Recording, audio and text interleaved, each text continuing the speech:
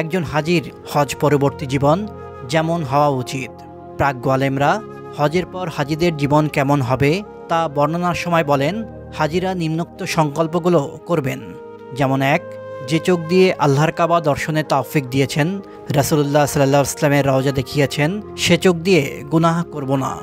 ২, আল্লাহর রহমতের প্রতি আশা রেখে বলা যায়, তিনি আমার হজ কবুল করেছেন এবং এর বদৌলতে আমাকে নবজাত শিশুর মতো নিষ্পাপ করেছেন। ইনশাল্লাহ আমি পাপমুক্ত থাকার চেষ্টা করব। কোনো গুনাহ হয়ে গেলেও তাৎক্ষণিক তাওবা ও ইস্তিগফার করে নেব। ৩, বিদায় হজের বিভিন্ন স্থানে রাসূলুল্লাহ সাল্লাল্লাহু আলাইহি ওয়াসাল্লাম তার ঐতিহাসিক ভাষণে যেসব গুরুত্বপূর্ণ উপদেশ দিয়েছেন তার সব কিছু মনে প্রাণে মানব এবং তার উপর অটল থাকব। ৪, আমার হজটি কবুল হলো কিনা এটা তো কেবল আল্লাহই জানেন, তবে এর একটি বাহ্যিক নিদর্শন হলো হজের পর দিনদারি ও ঈমানী অবস্থার উন্নতি হওয়া। সুতরাং নিজের দিনদারির প্রতি সতর্ক দৃষ্টি রাখা এবং তা উন্নতির চেষ্টা করা।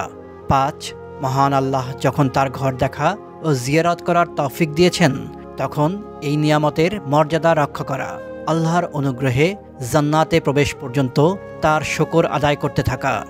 আল্লাহ সবার হজ কবুল করুন, আমিন।